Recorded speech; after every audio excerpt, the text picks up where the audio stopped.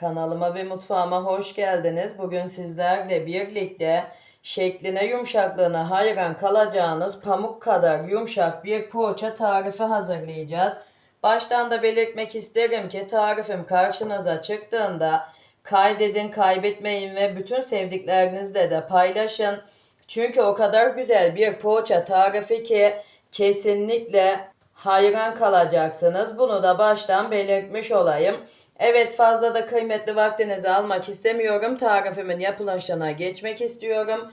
Buyurun hep birlikte bu güzel tarifimizin yapılışına geçelim.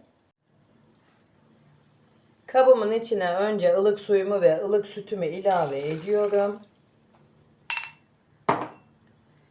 1 su bardağı da sıvı yağ ilave ediyorum. İsteğe bağlı zeytinyağı da kullanabilirsiniz.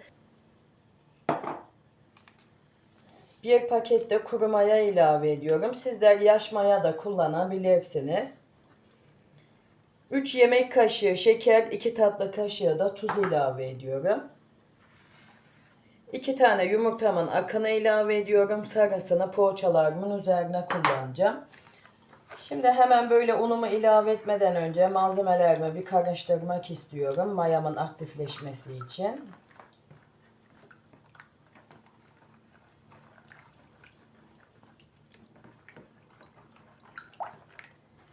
Tamam, yeterli.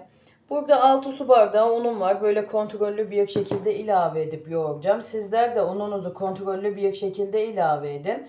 Çünkü neden derseniz unumuzun kalitesinden kalitesine veya yumurtamızın büyüklüğünden küçüklüğüne de un miktarımızda değişiklik gösterebiliyor.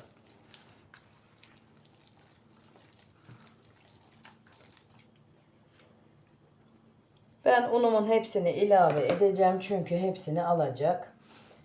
Şimdi pürüzsüz hale gelinceye kadar yoğuracağım. Kulak memesi yumuşaklığında bir hamur elde edeceğim.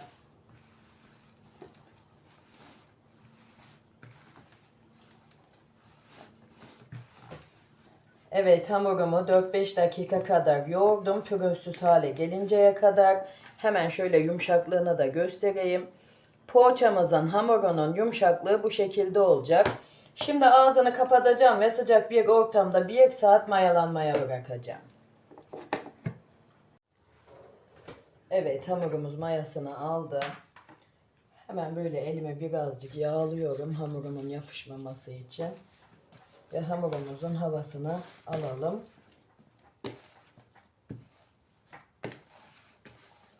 Muhakkak hamurunuzun havasını alın arkadaşlar. Çünkü neden derseniz poğaçanızı yerken böyle maya maya kokar. O kokuyu almamak için muhakkak hamurunuzun havasını alın. Hemen böyle masamın üzerine birazcık yağlıyorum ve hamurumu üzerine alıyorum.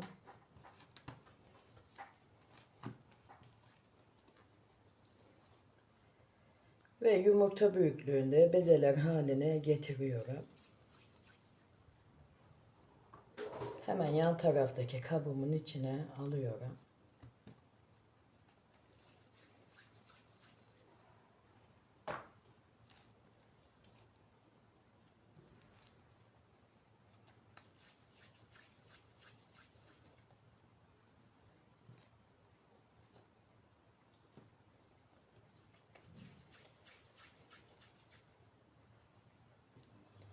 Şimdi hamurumu 10 dakikada bezeler halinde dinlendireceğim ve sonra poğaçamın şeklini vermeye başlayacağım. Evet, bezelerimiz dinlendi. Şimdi hemen böyle parmak uçlarımla birazcık bezemi açıp büyütüyorum. Bu büyüklükte. Hemen böyle bir pet şişe kapağını ortasına ilave ediyorum ve şeklini veriyorum. 4 eşit parçaya bölüyoruz hamurumuzu. Ve bu iki ucunu birbirine getirip yapıştırıyoruz. Bu şekilde.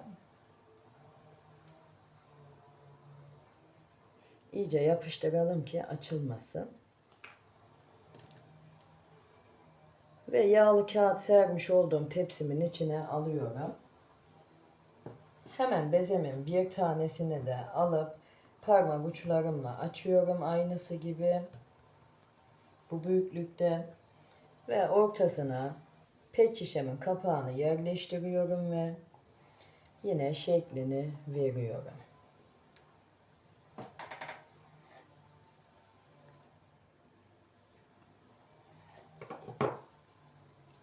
Ve yine bu iki ucunu birbirine yapıştırıyorum.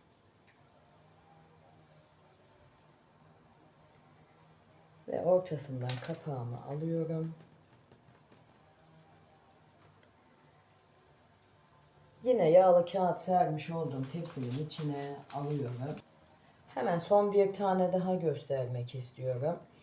Yine bezemi aldım ve parmak uçlarımla hafifçe bastırıp açtım. Ortasına pet şişemin kapağını yerleştiriyorum. Yine aynısı gibi 4 parça olacak şekilde hamurumu kesiyorum.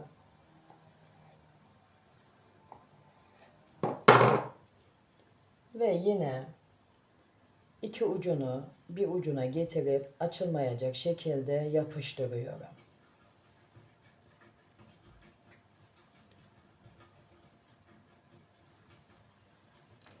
Bu şekilde. Evet, poğaçamızın şekli bu şekilde olacak. Şimdi hepsini sizlere gösterdiğim gibi yapıp bitireceğim. Hepsini sizlere gösterdiğim gibi yapıp bitirdim. Dolu dolu 2 tepsi poğaçam çıktı. Şimdi üzerine böyle bir buzluk poşeti kapatacağım ve 15-20 dakikada tepsi mayası yapacağım. Poğaçamız tepsi mayasını aldı. Şimdi yumurta sarımızı ilave edelim üzerine. Burada 2 tane yumurtamın sarısı var. Hemen böyle karıştırıyorum ve eşit olacak şekilde bütün poğaçalarımın üzerine ilave edeceğim.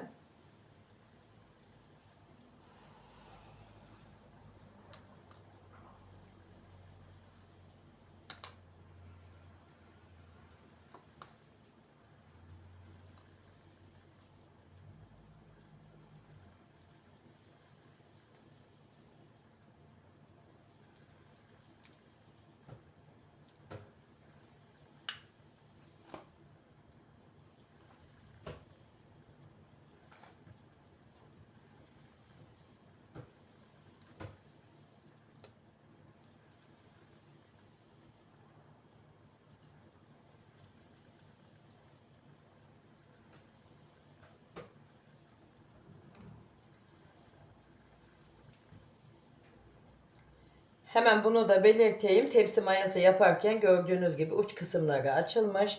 Onları yine bu şekilde birleştirin. Hemen şöyle göstereyim.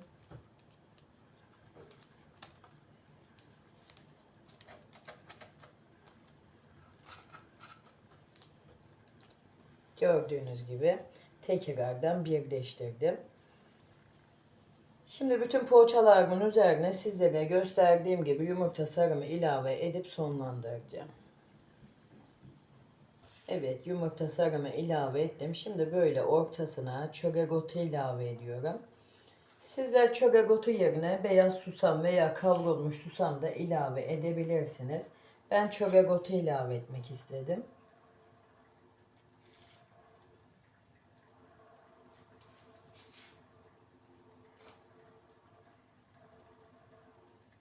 Şimdi fırınımı alt üst fan ayarlı 190 dereceye ayarlayacağım. Önceden 10 dakika ısındıktan sonra katıp altı üstü kızarana kadar poğaçalarımı pişireceğim.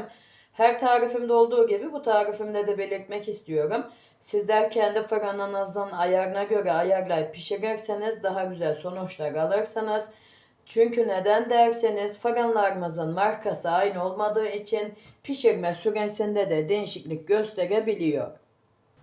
Evet, poğaçalarım pişti. 10 dakikada dinlendi. Hemen şöyle altına da göstereyim. Altı da üstü de eşit bir şekilde kızardı. Benim fırınımda yarım saatte pişti. Bunu da hemen belirtmiş olayım. Ve şimdi iç dokusunu sizlerle paylaşmak istiyorum. Yani bakar mısınız? Tel tel kabaran pamuk kadar yumuşak bir poğaça tarifi oldu. Kesinlikle hepinize tavsiye ederim arkadaşlar yapmanızı, çünkü beğenmediğim ve sonuç almadığım hiçbir tarifimi siz değerli takipçilerimle paylaşmıyorum. Bundan da kesinlikle emin olabilirsiniz. Evet, bugünkü tarifim de buraya kadardı. Umarım beğenirsiniz ve daha güzellerini sizler yaparsınız. Yine tarifimle alakalı aklınıza takılan sorularınız olursa yorumlar kısmına yazarsanız elimden geldiği kadar hızlı cevap vermeye çalışıyorum. Bunu da belirtmiş olayım. Ve tarifimi sonlandırmadan önce de sizlerden de küçücük bir isteğim var. Hala kanalıma abone değilseniz bir tıkla abone olup bildirim tuşlarınızı açarsanız bundan sonraki gelecekteki bütün tariflerimden de haberdar olursunuz. Böylelikle de bana destek vermiş olursunuz. Yine tarifimi sevdiklerinizle sosyal medyalarınızda paylaşırsanız daha büyük kitlelere ulaşmama neden olursunuz ve böylelikle de kanalımın çok iyi yerlere gelmesine vesile olursunuz. Evet, kendinize iyi bakın. Allah'a emanet olun. Hoşça kalın.